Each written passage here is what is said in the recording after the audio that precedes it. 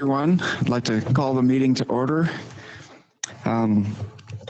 It's been a while since we've been back together, so I'd like to thank everyone for coming, and we'll try to do a little regrouping here and try and figure out where we're at and where we're going in the future months here. We really only have about half a year left for our to do much planning and so forth. So that's kind of where things are at the moment. We have a couple things. I guess we should. We do have one guest this morning. Garth Davis is joining us. He's the state assistant community forester. I believe that's the correct title, and he's taken over Stephen Drinkard's previous position, and he's going to be assisting communities here in our region with their community forestry project. So we'll be having him join the discussion here in just a little bit. First of all, we do have minutes from our March meeting to approve. If you could do roll call, please. Oh, roll call. Okay, thank you. And how does that take place exactly? Like each is welcome to state their own name in the microphone would be fine. Okay, and do I start with myself then? Certainly. Okay, I'm Bob Wilson, chair of the tree committee. Gail Lester. Rich Del Carlo. Sharon Lewis.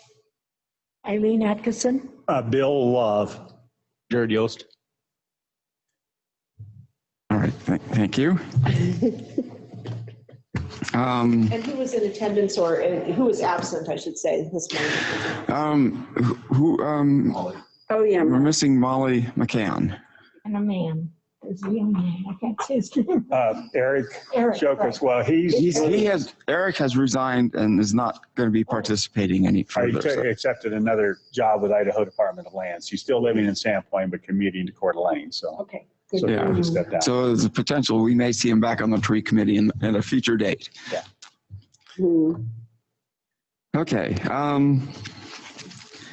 And Melissa, are we required to go in order on the agenda? Yes, sir. Okay. Well then, we have this item number, announcements and comments, public comments. I don't know if we have anything. That would be Garth's opportunity to talk. That's where he fits it. Okay. You didn't have, okay. Well, Garth, then I guess I would like to have a word from you about what's been going on in community forestry wise in the state. So please come up. Thanks. It's great to see some of you. This is a real blast from the past, Bob. I haven't seen you in a long time. Yeah. Bill, Rich. I'm just here to introduce myself as the new community forestry assistant at the Idaho Department of Lands and kind of check in with where you guys are and if you need anything from me. And, you know, just seeing what you have at the table makes me realize you guys are in good hands. Even Eric Shoquist was on your committee, and I was, you know, I show up and say, hey, I can bring arboriculture and forestry to the table, but you guys have that already. So some of the things that Sandpoint in my scope of work was keyed out for was if there was any interest in updating inventories or management plans, that's something I can help you with. Is your inventory and tree plotter? Yes. So, you know, that if you need to add to, or you had issues that you needed help with something like that, that's definitely spelled out in my scope of work. But it basically just says for committees that have an ongoing program, help them however you can. So I'm just here to figure out what you guys have going on. And then, you know, seeing the expertise at your table, then maybe ask you for some help with my outreach efforts in surrounding communities. I've got a good contact in Ponderay, but, you know, Dover and some other areas that don't have existing tree programs. If you guys have, you know, somebody in the community who's interested, or a mayor or somebody on the city council, it'd be great to make those contacts as well. So. Any questions? I guess I'm just speaking for myself and probably the rest of the group, we've been needing and working slowly on updating our plan. So, any assistance with that, reviewing, making sure that we are still using best management practices, making sure we update those accordingly in our If you have a draft or a complete document, yeah, send that to me. I'll follow up after this meeting. And, we've been working on it. We've cleaned it up, made some edits to it. Haven't finalized it, but yeah, that's great. okay. I see Sandpoint as an example for the rest of the communities in North Idaho to follow for their community forestry program. So I look forward to working with you, however that turns out to be. Great. Thank you. All right. Appreciate it. All right, thank you, Garth. Actually, I have a question. Yeah. Oh, I have a question. So what exactly do you do? So in my scope of work, in a general form, it's to promote Tree City USA and community forestry programs in the communities in North Idaho. They've enabled me to be able to take tree inventory. So next week I'll be in Bonner's Ferry. Lisa Ailesport's there, city administrator. She's very interested in creating a tree program up there that would start with an inventory followed by a management plan. It depends on what each individual community has going on. In the smaller ones that really aren't doing anything, it's like, hey, let's celebrate Arbor Day, and start in the beginning with the goal of being a Tree City USA and committing to those 4 standards every year. And then beyond that, it's management plans and inventories to take them to the next level. With the epitome of a tree program is having a person on staff who is a tree person, who has the bona fides to be managing trees. And so do you go out and push this program to these people who, are not involved yet, or Yes. are you swamped? No, I've got time. My contracts coincided with the beginning of the virus scare, right? Of the virus coming in and stopping everything. That's right when I started. So thanks for having me up here and trying to do outreach during this time is just really hit and miss. There's some communities who are really open and some that it's just like Not now. not now, and we've got a lot of other things to worry about right now. Right. So I'm just trying to introduce myself, get a card in somebody's hand that if they do have an issue, like they're worried about a risk tree or something like that, then I can come out and perform some actual services for them and, endear myself to them. Thanks. Garth, I've always envisioned, and right here in this expanded community, with Sandpoint having a mature tree program and then the size of Sandpoint, but then coordinating and cooperating with what I refer to as the quad cities of Ponderay, Kootenai, Sandpoint, and Dover. And, because there's certain expertise that's sitting in this room today that can apply to these neighboring communities, and then also expanding out, into the county. Priest River's a Tree City USA, but what about Hope, East Hope, and Clark Fork? Certainly, they have some potential urban forestry needs and that sort of thing. And so my vision is that with Sandpoint being the lead community in the county, if not the region, then that we could kind of expand out, on a willing basis, what the city of Sandpoint, is able to move outside its boundaries, and those other cities to move within their boundaries for some coordinated educational programs, if not maybe kind of eventually thinking about a master plan for the 4 communities together or something like that. And so anyway, that's a vision. It might be pretty far out there, but I love that vision, Bill. And I was involved in Community Canopy a long time ago, and I still am, which is a group in Coeur d'Alene, Hayden, Post Falls, and now Spokane that does exactly what you're talking about. Couple of workshops a year, other outreach opportunities, volunteers and pruning where, we bring a group of volunteers together, and maybe they're they're from these 4 communities Yeah. and not just one, but their projects could be in any of those 4 communities. Once they've been trained and, get some work under their belt, they can be autonomous. Sometimes I've seen that happen. So yeah, I'm gonna, is your email still the same as it was forever ago? Yeah, lolly love. I'll follow up with you on that. Okay. too then. Okay, thanks, Garth. And we're glad to have you. Let me point out that Garth was in this position several years ago, and so he's sort of Been longer than several. Yeah. Okay. Oh, Welcome back. Nice to meet you Yeah, all. thank you, Garth. you.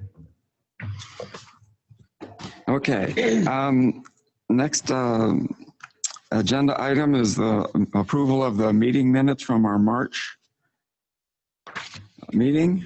Does everyone have a copy or seen a copy of it? And are there any corrections or additions, amendments? I thought they were terrific. I think we should go with them. Okay, would you like to make a motion to approve the minutes Oh, as yes, written then? yes, I make a motion to approve. I second. Okay, all in favor of approving the minutes as written, say aye. Aye. Aye. Opposed? Okay, motion carries. Okay. Too much papers here. Okay. So the next item, wanted to do a little more discussion on what we're actually going to do with the remainder of the year, the planning for the 2020 year. And certainly the coronavirus pandemic has put a damper on any large group gatherings, although we're kind of getting to the point where maybe that would be allowed, or maybe we'd like to kind of throw out some ideas and just do a little bit of brainstorming as to where we want to go from here. The one thing we do have still kind of ongoing are the articles that we've been submitting to the Sandpoint reader. And I think we can continue to do that, but we'll need to do some thinking on that. But does anyone have any other thoughts or things about things that they would like to include in the what we have for the remainder of the year here? Could I speak just really quickly on this standards, just so you know what things the standard operating or standard plans. We will be doing some tree trimming at intersections for site visibility stuff. That's still kind of an ongoing project being revisited, I believe, and there will be some outreach to the public about the site vision triangles and responsibilities of people to keep those cleared. There's the downtown tree trimming, which is also part of the urban forestry project that we do in the downtown core. So tree trimming on those beautiful new trees, by the way, downtown. I don't know if you've seen them. It looks Lovely. really nice down there. It is lovely down there. And we also will have the inventory ongoing. So we'll, Yes. we'll be negotiating that sometime in the near future to do the inventory. Neighborhoods is still planned to go on like normal as well. So even though, maybe some of our little projects that we want to do, and we can certainly talk about those now, the big ones are still, everything's going as planned. Mm-hmm. Can I talk about neighborhoods for just a second, or Yes. ask a question? Rich, I'm sure you're speaking into. Okay. So as I've been out and looking at some of those site things on the arterials, there are some trees that are, inappropriate species for that particular location. Whereas, some of them are like spring snows that are planted. I mean, they're in the right of way, they're planted properly, but it's the wrong tree for that spot because of the growth habit. Right, they're the So small that they trees. actually are, it's a site thing, and then they cannot be pruned to fit into that space, just Yeah. given the type of growth that they have. So Yeah. we need to be a little more, we definitely have to be more aware and of the location, and, even though we don't, maybe not dealing with wires, it's still right tree, right place. Absolutely. This is something that we've seen. It's kind of it is a rough process, or rough point right now that we're learning from right now. And that is something that we definitely have to deal with as far as our new plantings where that has to be identified and, managed Yeah. better where it comes up to the intersections and site visibility. So I agree with you. Yeah, Especially just want to with make the- sure that we're aware of that as we go through the process. That'll be on, if Bob and I still do it during our process, when we help people select trees, we just need to be tighter on, thou shalt not plant here guaranteed, and we will watch you carefully to make sure you don't do it. Yeah, I think And that's, the right tree, I think if you're close. that is a challenge, because of sort of a, we show people the trees and they get to pick the trees, and it's pretty a short period of time before they get planted. And I don't know how carefully we can actually screen those tree species, and how well we know the exact site where they're going to put them in the ground too. But yeah, we can definitely include more in our presentation on that concern. Absolutely. We can educate. Yeah. Well, Or absolutely no tree within certain number of feet of the stop sign. That's probably. That's always been in place, but it's Yeah. not always been accurately done by the planters or the Mhm. I suggest at the time that you are advising the person planting the tree and choosing the species, maybe perhaps they could bring in a photo of the site where they want to plant to just give you a better idea, or just advise them to have a really good description of the site when they come to the meeting to ask for advice. Yeah, in their application, they are required to put or asked to put a map on and show the locations. But yeah, we could ask for a photo too. That might not be a bad thing to. Or we just have tree species that are specifically, for that location. And then you have options beyond that, but, or limited options for within the, stop that site thing. Yeah, I don't think we're allowing anything in that, I guess, 30 feet out from the corner along the street. Yeah, but even still, there's trees that as they grow, encroach, and Yeah. the right tree can be pruned to fit that space, whereas some trees, you just can't side prune them properly and have them look decent and not look like they've just been, like the side has been chopped off. Mm-hmm. Yeah. well, and another factor too that figures into the equation is the availability of trees. And sometimes we're kind of limited from what the nursery has. And I know Jared always tries to get as wide a selection as possible to accommodate all of the specific planting sites, but sometimes it's what we could take on, that we have to offer, but we do need to kind of tighten up some of those planting spots. Mm-hmm. And I just have a question. Can you remind everybody what the general schedule is for Neighbor Woods this coming year? Jared, do you want to address that? Sure. So the application process is throughout the year. It's up until early September. And come early September, we'll start thinning out the application should be coming or completed near the middle of September. Then I can start the process of putting together a meeting with Bob and all of the people that have put in their applications, get an email or a phone call.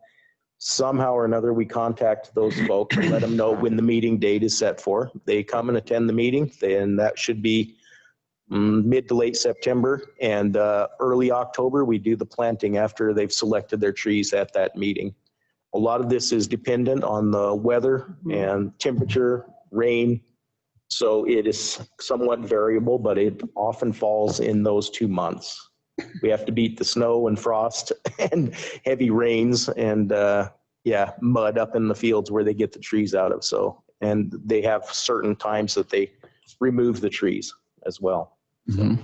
And how many applicants do we have so Right far now, this we're year? sitting only at about 6 or 7 applicants so far. So it's on the low side. I'd like to see more.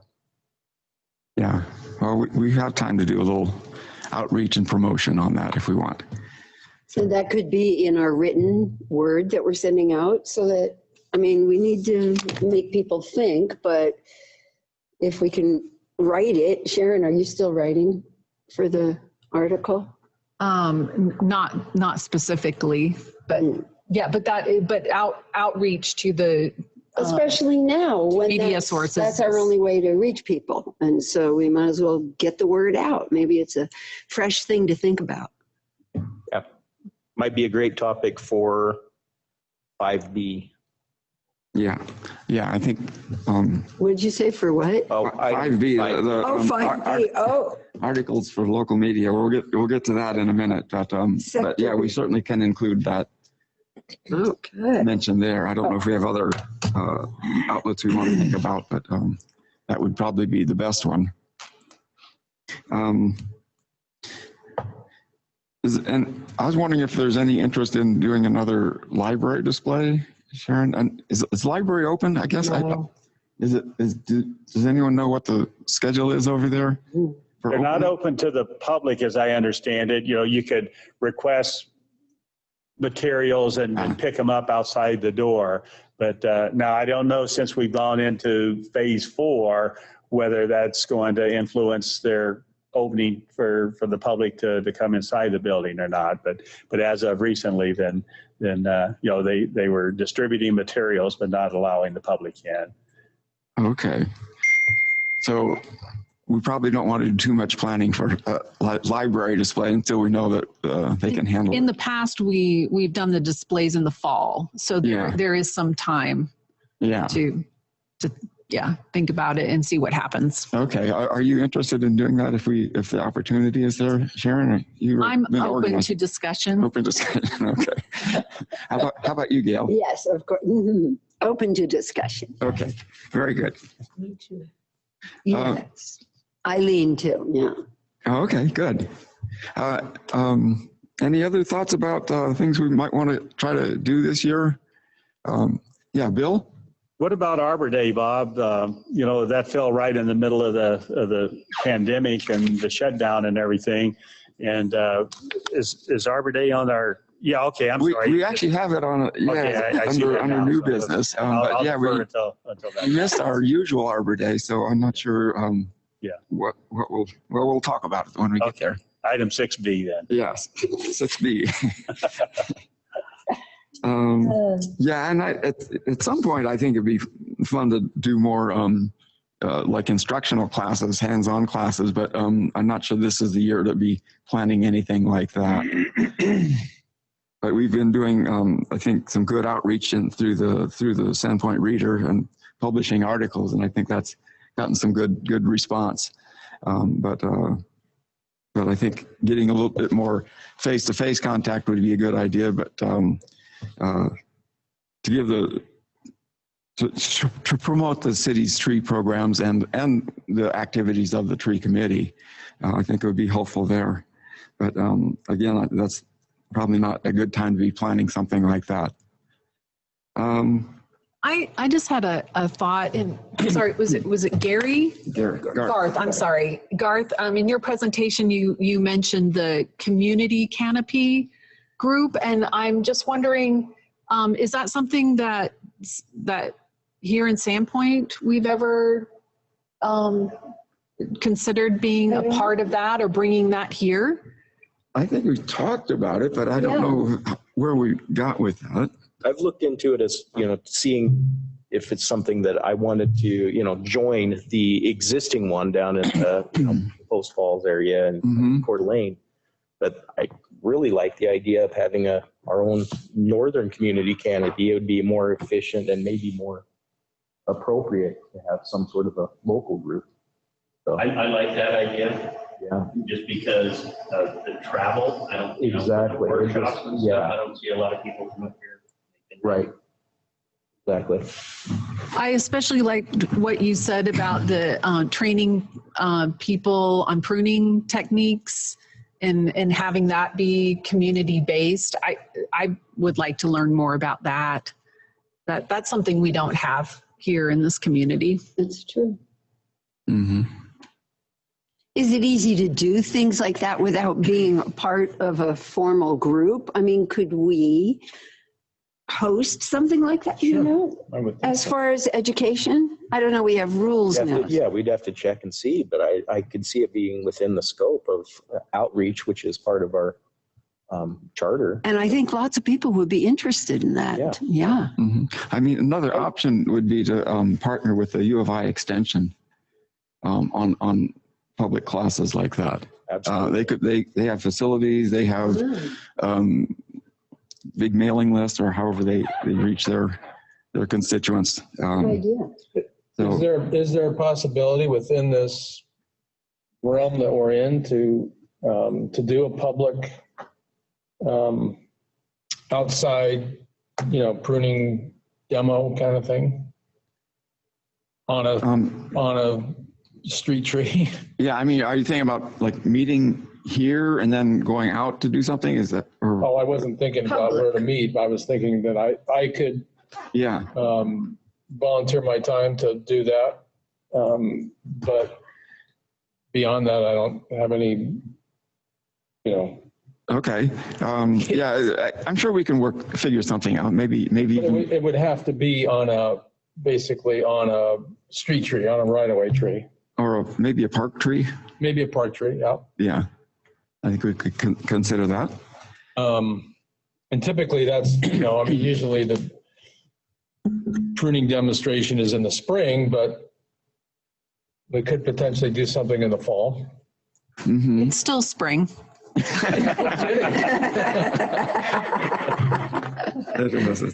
Spring seems to be going on forever here.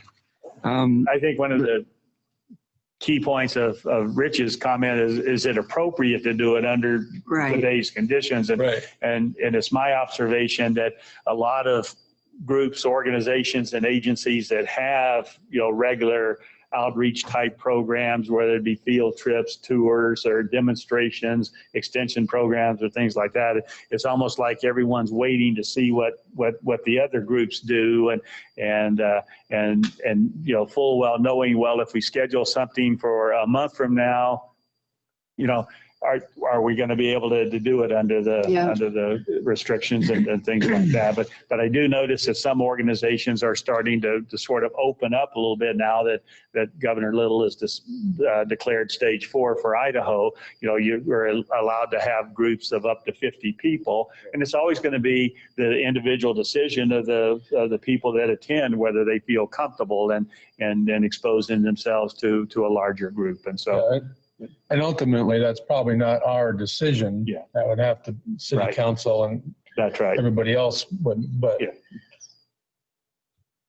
I'm Yeah, willing- this is a willing good time look into it. to start looking into. That's right, yeah. Yeah, what the rules and regulations would be. Right, yeah, what the so we could be protocols are going to prepared. be and for But we can spaces. still get excited about some new stuff instead Absolutely. of like that. We have to have a date, but Yeah. let's just talk about what we can do and, Yeah. Mhm. Mm-hmm. and hope it happens soon. No.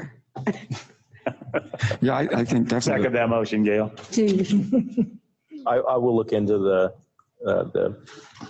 opportunity. Okay, thank you, Jared. Yeah, I mean, I think a pruning workshop would be kind of top on my list for Yeah. a topic of general interest and usefulness to the community. Sign me up.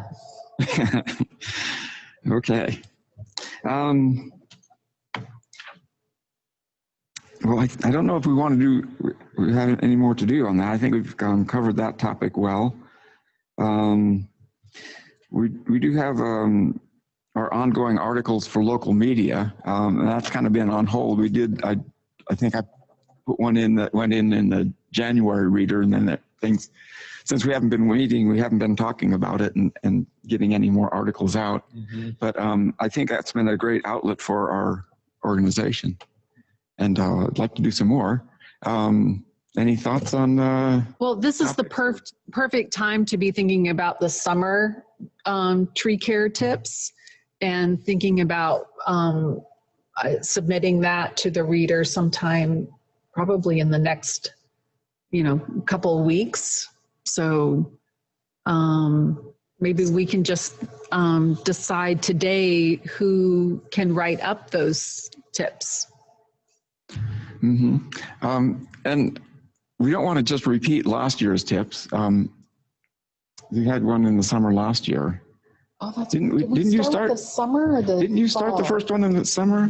Well, Or maybe not. That was in the summer, wasn't it it, was the Cheryl? fall. I think I did It was- the first one. Submitted it. I think so. Okay. No, I did the Okay. first Oh, that's one. right, you did. It Yours was more- accompanied the yes. article. You had an Well, it was article. adjacent to it anyway, but that ended up being for the fall. No, maybe it was the summer. It was in August, but it was late summer. Yeah. Okay. Well, so can we talk about some of those tips that would be like for now? I'm thinking of one would be Okay. like our mountain ash has all these babies coming out the bottom. What are they called? Like suckers? Oh, Yeah. Yeah. So like that's just an idea of one thing. Check for suckers. And I think it's okay to repeat some of the important ones because it could be new people reading the tree care tips and also just good reminders for people. So, but also to add something different. Yeah. So it's not exactly the same. Yeah, we definitely wouldn't want to make it exactly the same as the previous years, but maybe you could take, a couple of those items that were on our list from last year, especially when you get around to the fall and winter, and expand on those and add some more detail, just so we're not reprinting the same thing exactly. I'd add to it wind damage. I know. Wind damage. Oh, yeah. But Been windy. watching out for broken branches from Right, wind yeah. damage, things that are just hanging out in trees. Yeah. Making people aware of that. Right. And I Yeah. In fact, after that March 13th storm, then everyone is concerned about high-risk trees. And so maybe an article on some characteristics of high-risk trees, what to look for in your tree, at what point does it need to have maybe some arborist attention versus maybe even a total tree removal. So I think that would be a good subject. Good. Because it's fresh on everyone's mind right now. That could be an entire article. Yeah, that would by be itself, maybe with the inclusion of neighborhoods to it and the opportunity for the training. right. Yeah. In those things and the Wow, there we have that it. would be an entire article. Yeah, that would be a good one. Yeah. I was planning to submit an article about Tree City USA and Sandpoint's participation in Tree City USA. That was, ideally going to be in the April edition of the Reader, but between us not meeting and then the Reader going on the very skeleton crew and reduced publication, then obviously, and then I was also going to kind of lead up with quite often Tree City USA, kind of one of the highlights is an Arbor Day celebration with the mayor reading the proclamation and things like that. And so since we missed that, and since item 6B is Arbor Day, then I would be glad to prepare that article if we do incorporate a Tree City USA proclamation with whatever we're going to do for Arbor Day, then I would be glad to write an article about Sandpoint's long-term participation in Tree City USA. Do it. Okay. Yeah. You can do that while social distancing too, Yes, Dale. yes. Yeah. Well, no article on summer tree care would be complete without some mention of watering. Yeah. Because Oh, that yes. has to be a big one. Who knows if we'll need it this year or not, but it's had a long wet spring, which is going to be great for the trees. Any other topics we want to cover on summer tree care? I want to add to this that the articles will be reviewed by Mary Malone and probably Jennifer Stapleton before they go out. Mary Malone was the previous, was she an editor at the Daily Bee? She's a reporter, I believe. Reporter at the Daily Bee. So she's a great writer and will be a great resource to help us with fine tuning our articles. So yeah, once we get those written, we have somebody to really help us make them shine. So that's, they'll be editing primarily for clarity and more than grammar likely, and- yep. And just and, making I mean, sure that everything aligns well. Do we need to be careful on any content? I don't believe so, Yeah, but we always need to make sure that we go through yeah, the right process. okay.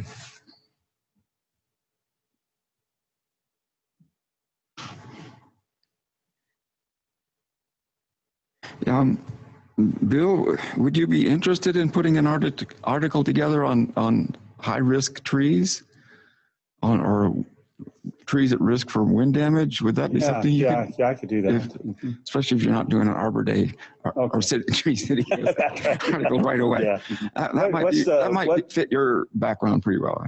Yeah, and then I would also draw on some others that are probably kind of more knowledgeable and more expert than I am. But yeah, for some of the basics, I would be glad to do that. What's our word count target for these articles?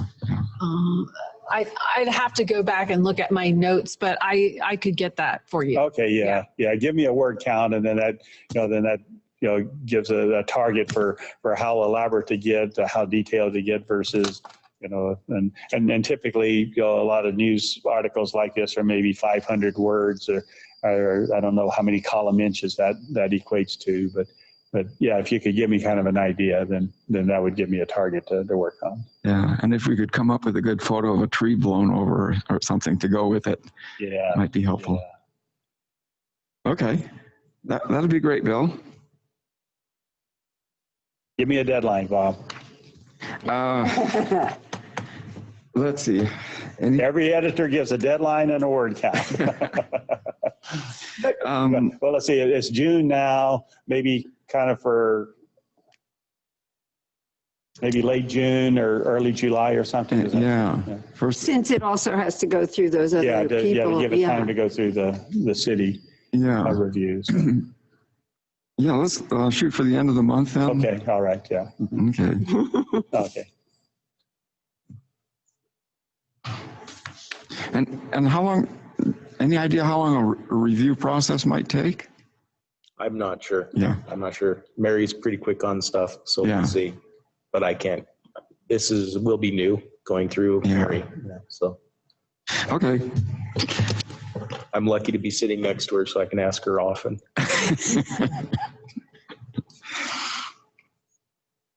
Okay. I'm sure Bill's a pretty good writer, so he probably shouldn't need a lot of work. But still, it's always good to have extra. No doubt. Okay. And remember to keep the lines of communication open with the reader too, because. Okay, sure. Yeah. Okay, yeah, that's a good point. So, yeah. Okay. So if we did an article on high-risk trees and wind damage, should we have like just a little bullet point, summer tree care tips to go with it? Would that work, do you think? Yeah. Either way, you could.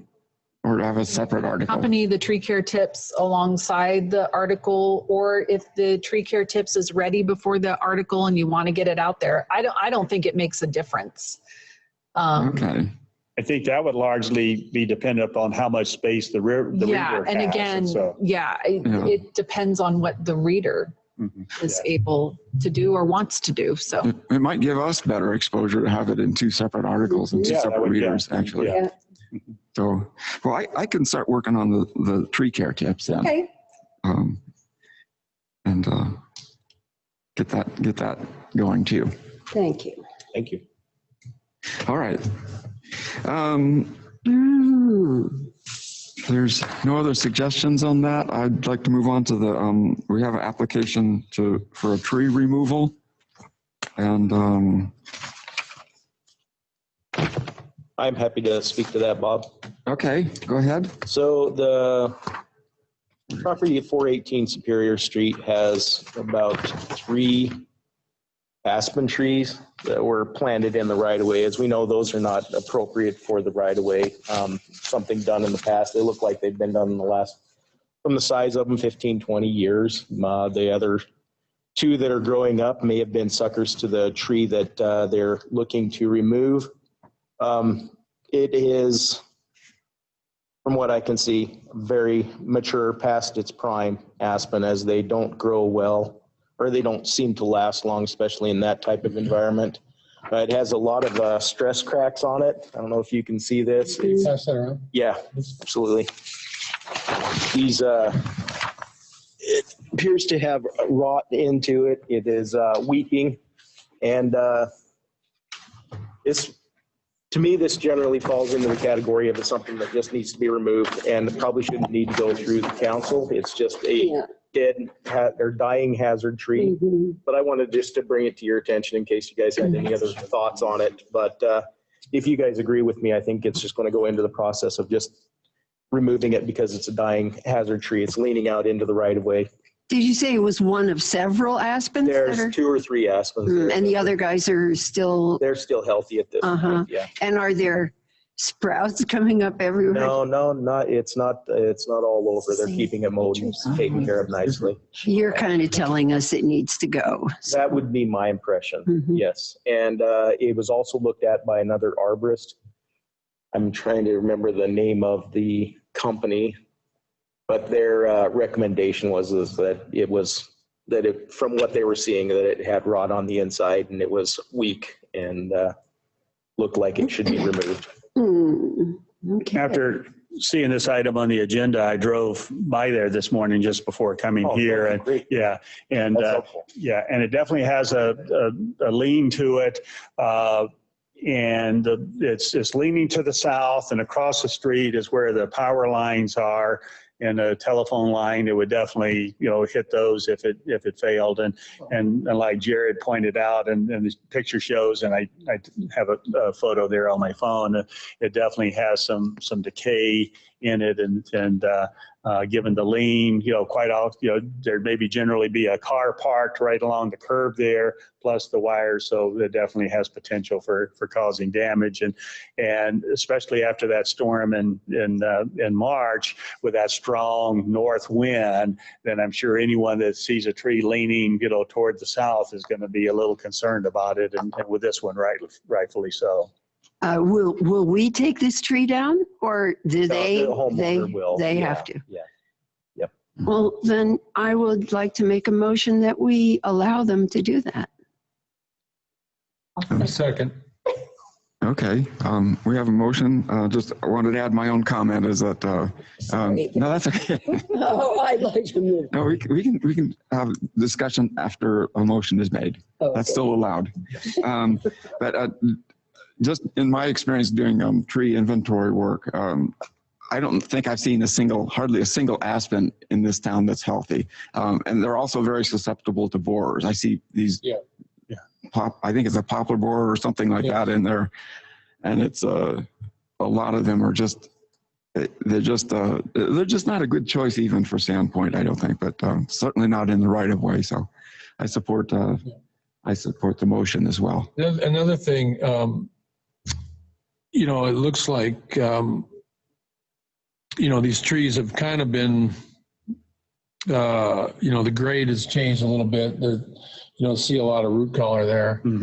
And also, when you have lawn, like right up against the trunk, and I've seen it with aspen because they have such thin bark, they just get, they get mower damage and weed whipped.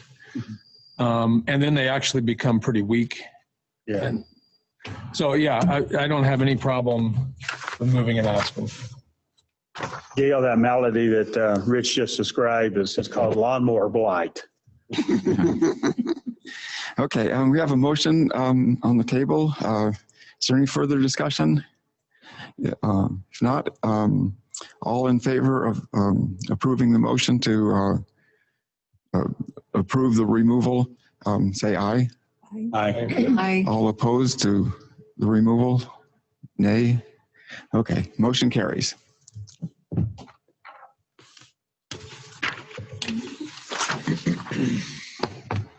I'll introduce the topic on 6B Arbor Day, Okay, if that's okay. Thank you, Jared.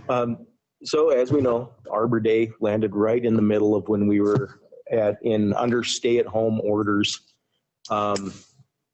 We still need to, for our Tree City USA, have the proclamation read. We as a strong tree town would like to do something to recognize that. It's not just something we do to maintain status, but something that's kind of at the core of who we are, that we want to, do something important to recognize what Arbor Day is about. Tree planting is something that we've often done in the past as part of it, but I believe it's just a requirement of some sort of a celebration of Arbor Day, not necessarily tree planting as part of that. In light of our recent discussions of the tree trimming demonstration, that might be a great opportunity to do something in recognition of Arbor Day at that point. So kind of a dual celebration, since we're a little later in the season. So trying to get something together, planting a tree in the next month as it's starting to get really hot might not be the best opportunity for planting a tree.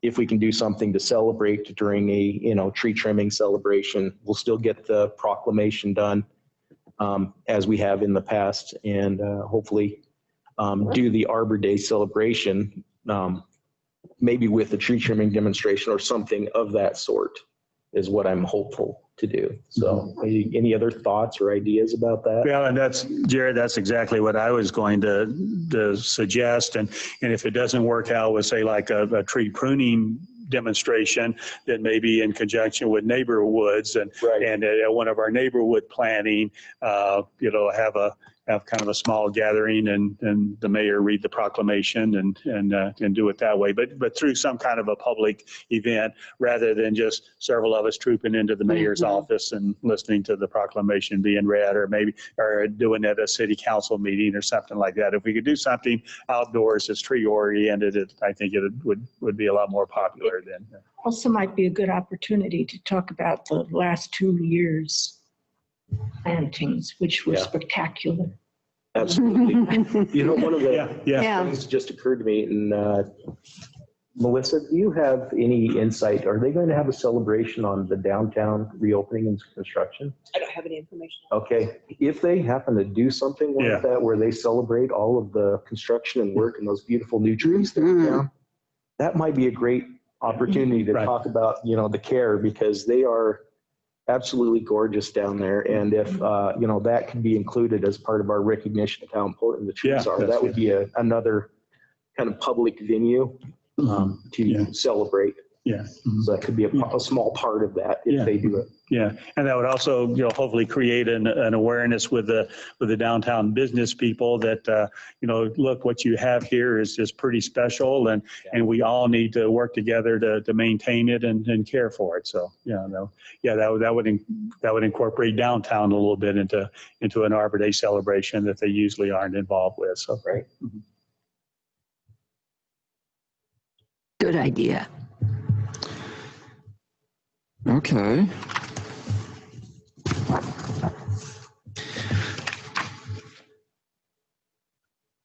And Jared, we'll call it the item 6B Arbor Day celebration, because it's agenda item 6B. Yes, that's what we'll call it. Not 7B. Not 7B. Yeah, what was Not 7B? 7B. 6B.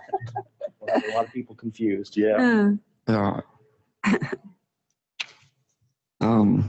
So any more detail we need to fit in on that right now, or can we just? It was just a discussion. Yeah. If you have ideas, you can certainly send them over, or we can fill it in later. Okay. Another discussion item, the windstorm, which we had considerable damage here. Bill, you suggested this topic. Do you want to say a few words about Sure. what happened here? Yeah. Well, our last meeting in March was just a few days after the windstorm, as I recalled, and there were still a lot of damaged trees laying on the ground and in parks and driveways and over houses and things like that. I've noticed a lot of cleanup has been done, but I've also noticed that not just in Sandpoint, but even in rural areas, kind of out in my area in Selly Valley. That was sure a wake-up call for a lot of property owners. And I've driven past places that have had mature trees in the front yard or in the yard for many, many years. And all of a sudden, they've been taken out. And, and some probably needed to come out. Others are just, I think, just a kind of a fear of, well, when is this next event like this going to happen? And one dramatic situation was at the Idaho Department of Land's office down on Highway 2, and that white pine seed orchard that was planted in the late 70s or so. Then the trees were in decline. They were having some mortality in those white pine trees, but anyway, some pretty severe wind damage there. And if you go by now, it was essentially a clear cut. They had a logger come in and harvest the trees and take them out. And so that it was certainly a wake-up call, and I think that's going to be good timing on this article about high-risk trees. But is there anything that we as a committee can be doing to try to be more proactive? You never can anticipate when these events are going to occur, the damage. And this one, like we talked about in March, was unusual from my point of view, in that it was a strong north wind that was causing the damage. I typically associate a lot of tree damage with these summer thunderstorms and events. We had some pretty strong winds on Saturday afternoon, and those are erratic, swirling type winds that put stress on trees from different angles. But this was that strong north wind. It was very consistent, but very gusty too, and that caused all of the damage. And so, Rich, what are some of your observations from that event? It was primarily ponderosa pine that took the biggest hits. There weren't that many deciduous trees actually, unless they had some real root damage. Of course, they didn't have leaves on them. Yeah. Which was a factor. Right. I think it was because of those giant crowns on those ponderosas. And then the timing, I think that there was still a layer of frost, and they just kind of peeled off from that. In terms of the deciduous, we didn't have a lot of, even some minor limb damage, but not a lot of failures. Yeah. Mm-hmm. Yeah, so it was mostly the evergreens, and we're slowly losing that, our major big canopy in the city. Right. Yeah. And then as you lose big trees that are surrounded by other trees, then those become exposed also. Mm-hmm. But I certainly don't advocate cutting every big tree down. So plant more trees now, right? Probably so, yeah. That's always a good idea. But and the right tree in the right place. Oh, yeah. Yeah, and no one loves these old mature conifers more than me, the forester. But like Rich was saying, it was very surprising the number of ponderosa pine, and you don't really anticipate that with kind of a deep taproot. But it was just sort of the perfect storm. But then it was also encouraging to see some of these really big trees that totally survived, made it through. Yeah, yeah. And that I think is, people need to be aware of also is that those trees survived. They survived now, in the past 5 or 6 years, we've had some major wind events here. Right, yeah. And some of those trees have weathered all of that. So that's actually, I think, encouraging. Mm-hmm. Yeah. Well, and at Lakeview Park on the corner there by the kind of the Lions Club building and the museum, that clump of mature ponderosa pine, they survived, very well. But then over by the tennis court area, then there were some Doug fir and spruce that were uprooted. And what was the final disposition of those, Jared? Oh, the count? I just did a rough count. I believe there was probably 8 of them. Yeah. Mm-hmm. Somewhere in that neighborhood. Mm-hmm. Yeah. One of the things that I wanted to ask, without saying just to remove them all, because that's not what we want to see happen. Yeah. It seems like there's some opportunity maybe for people to trim the trees to remove some of that sail. So, you know, you daylight it. I think there's some opportunities there. What do you call that when you just open it up so the wind can blow through? Is that something that's still a... That's not a practice that is actually has any benefit. Not to ponderosas? Yeah, not to just go in and thin them out. They've realized that that it actually may have more negative impacts than actually, yeah. That's good to know. No, And part of that is the branches that are there are actually absorbing energy and releasing energy. Okay. So they are actually, helping to kind of dissipate some of that energy that the trunk might be. So all the energy is not going into the trunk. You know what I mean? So Keeping it balanced, almost like having your arms totally, out. Yeah. Totally. Yeah, exactly. And that's actually the way that they describe it was like if you jump off something and you're using your arms to kind of steady yourself, that's what the branches are doing. So, right. Good to know. You know, Garth spends a lot of time in Spokane County where there's a lot of ponderosa pine. Yeah. What are the observations and recommendations? Yeah.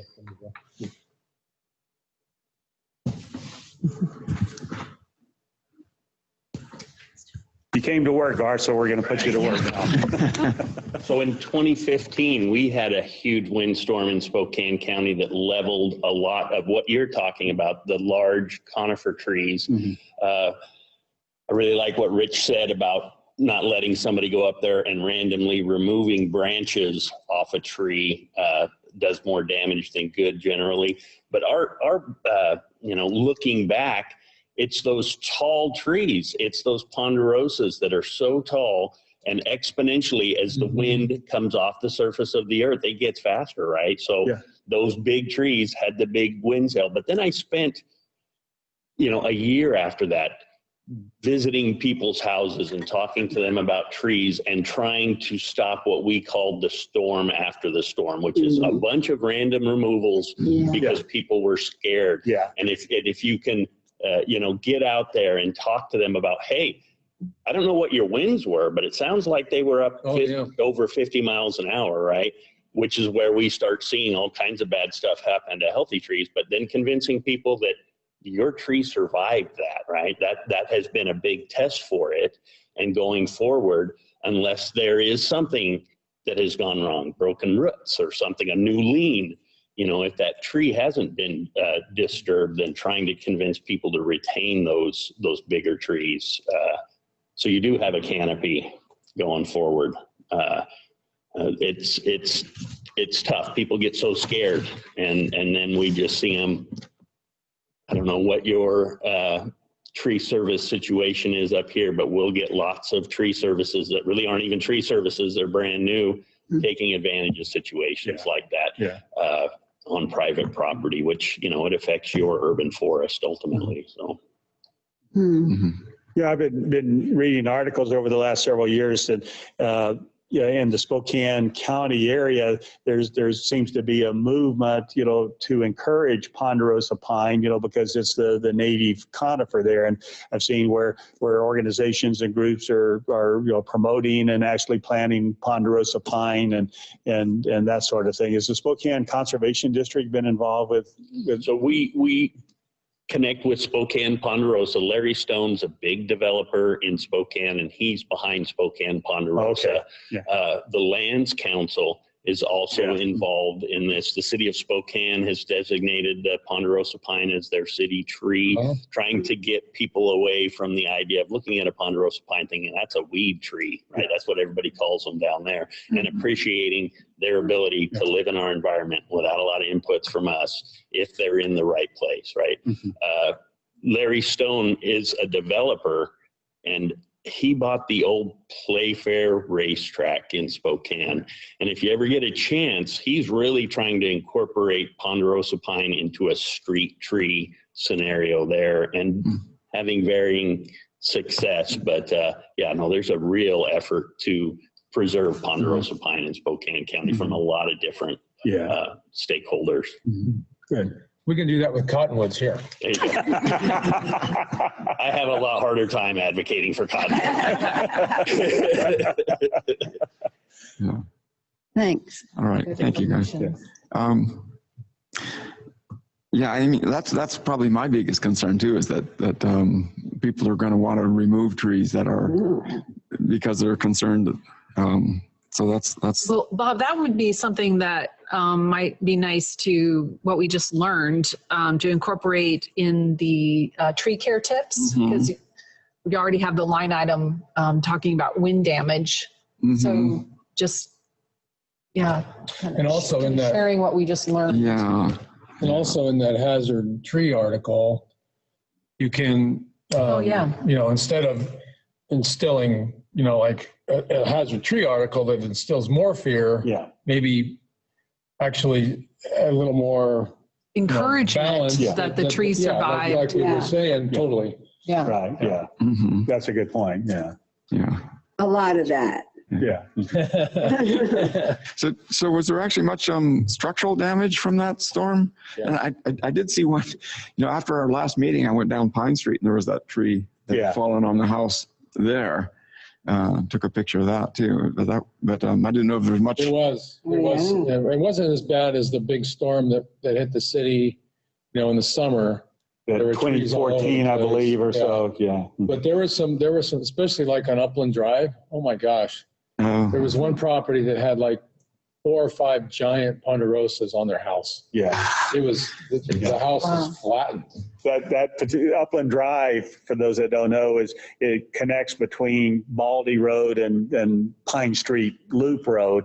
And that house that had the most severe damage was a childhood friend of my daughter. And my daughter, growing up, would visit at that house, and then their daughter would visit at our house and everything. And when she heard about that and saw some of the pictures, and in fact, that house was destroyed to the point that it had to be completely removed. That Upland Drive area, as far as kind of damage to structures, is It probably, seemed like the winds really accelerated through there. Yeah. Well, hopefully we won't be seeing weather like that anytime soon, but you never know. You never know. Okay. Anything else? It's the end of our agenda here. So if not, then we'll adjourn the meeting. Thanks, Bob. Thanks, Garth. Good meeting. Thank you. Wow. Good to see everybody. Hi, Eileen. Yeah. Thanks,